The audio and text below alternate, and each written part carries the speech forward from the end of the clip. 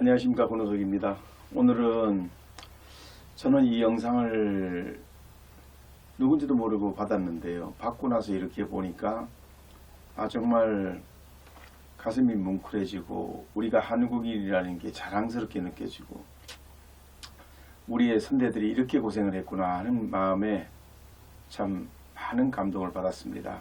그래서 오늘은 우리 중소기업을 살리고 중소기업 이야기도 좋지만 오늘은 특별히 이 짧은 기절 속에서 우리 모두가 선대들이 하신 그 고생, 그 고통 그런 걸 같이 접하면서 독일의 간호원들이, 광부들이 초창기에 얼마나 고생했다는 얘기는 간헐적으로 들었지만 이렇게 아주 리얼하게 들어본 경우는 처음입니다.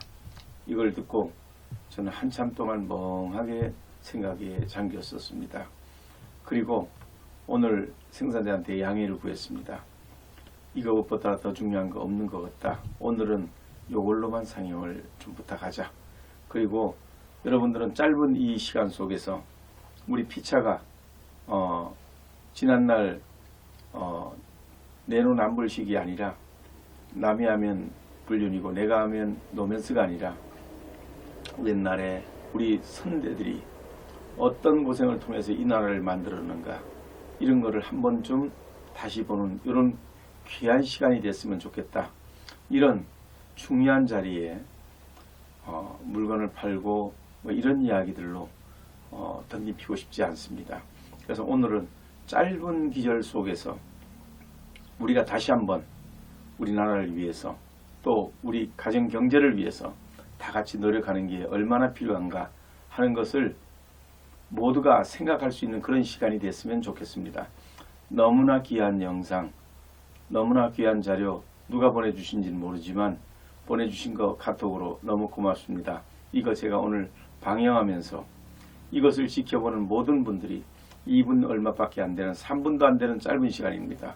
이 시간 동안 우리 한번 지난날의 그런 내용들을 보면서 오늘의 나를 다잡는 그런 귀한 시간이 되시기를 진심으로 바랍니다. 대단히 고맙습니다. 우리나라가 못 살던 시절을 한번 생각해 보겠습니다. 독일은 우리나라에서 광부가 가기 전에 유고슬라비아, 터키, 아프리카 등지에서 많은 광부들을 데리고 왔었는데 이들은 아주 나태하여 결국 광산을 폐쇄할 수밖에 없었습니다. 하지만 한국에서 온 광부들이 투입되면서 생산량이 엄청나게 높아지자 독일 신문들이 대대적으로 보도를 하였고 이렇게 근면한 민족을 처음 봤다면서 한 달 급여 120달러에 보너스를 줘야 한다는 여론이 일어났다. 독일에도 한편 왜 간호사가 필요하였느냐. 국민소득이 올라가니 3D 업종이나 힘든 일은 기피하는 현상은 어느 나라나 마찬가지인데 특히 야간에는 일할 간호사가 없었습니다. 특근수당을 많이 준다 하여도 필요 없다는 것이다. 한국 간호사들에 대하여서는 아주 후진국에서 왔는데 일을 맡길 수 없다 하여 일부는 죽은 사람 시체를 알코올로 닦고 수의를 입히는 일도 하였으며 일부는 임종에 가까운 환자들을 돌보도록 호스피스 병동에서도 근무하였는데 한국 간호사들은 환자가 사망하면은 그 시신을 붙들고 울면서 염을 하는 것을 보고 독일 사람들이 깊은 감명을 받았던 것이다. 우연한 기회에 담당 간호사가 자리를 비우든지 아니면 갑자기 간호사가 없을 경우면 주사도 놓고 환자를 다루는 것을 보고 깜짝 놀라서 한국 간호사에 대한 인식이 달라지기 시작하면서 의료 분야를 맡기기 시작하였다.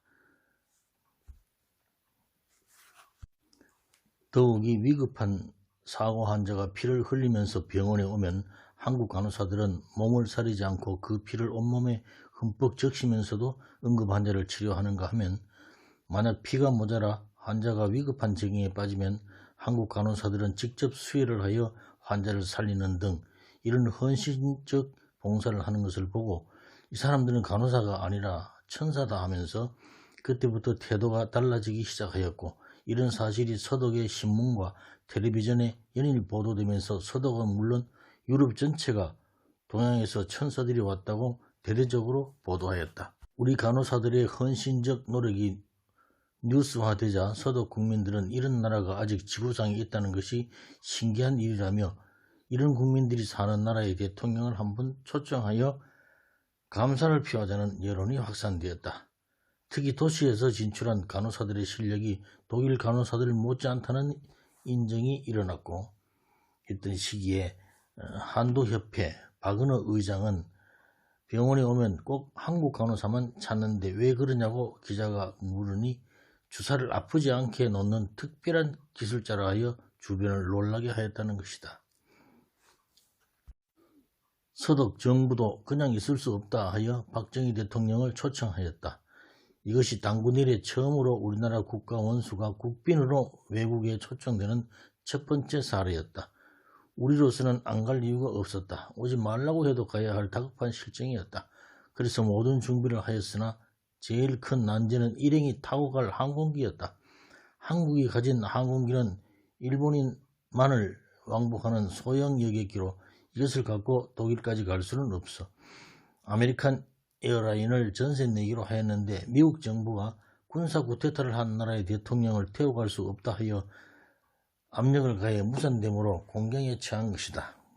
그래서 연구한 것이 어차피 창피는 당하게 되었는데 한번 부딪혀보자. 이래서 당시 동아일보 사장이었던 최두선 선생이 특사로 서독을 방문하여 리부케 대통령을 예방한 자리에서 각하, 우리나라는 서독까지 올 비행기가 없습니다.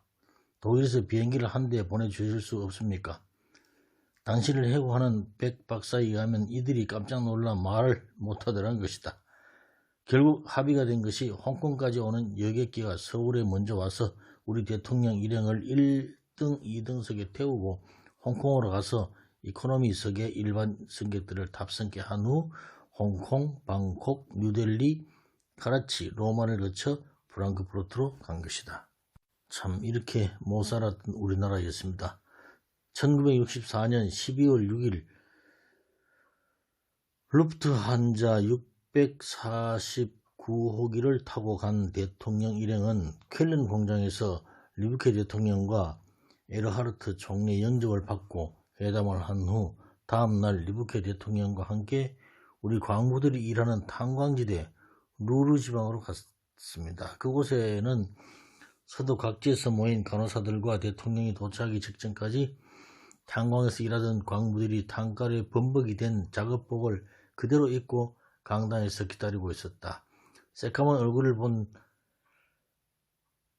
박정희 대통령은 목이 메기 시작하더니 애국가도 제대로 부르지 못하였고 연설 중 울어버렸다.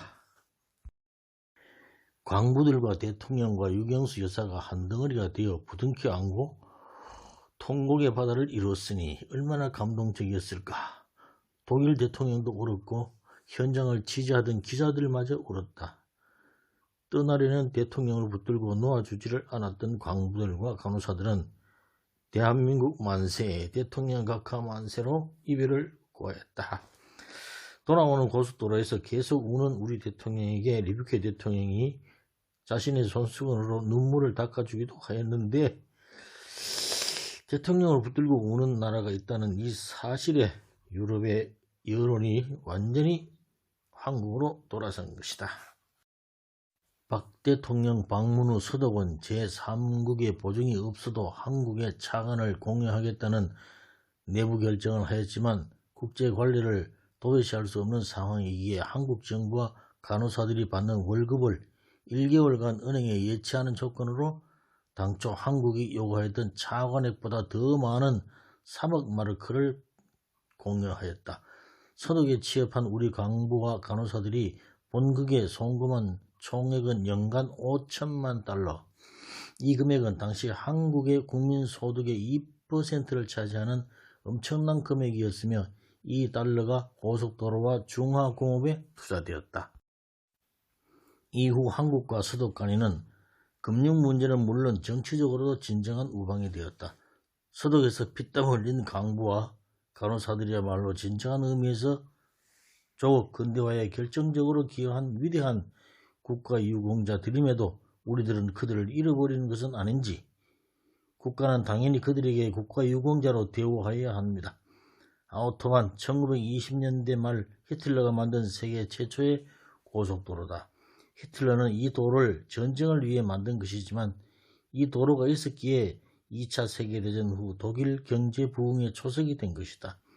이 도로를 달리던 우리 대통령은 3번이나 차를 세우고서 도로 상태를 면밀히 조사하면서 울었다는 것이다.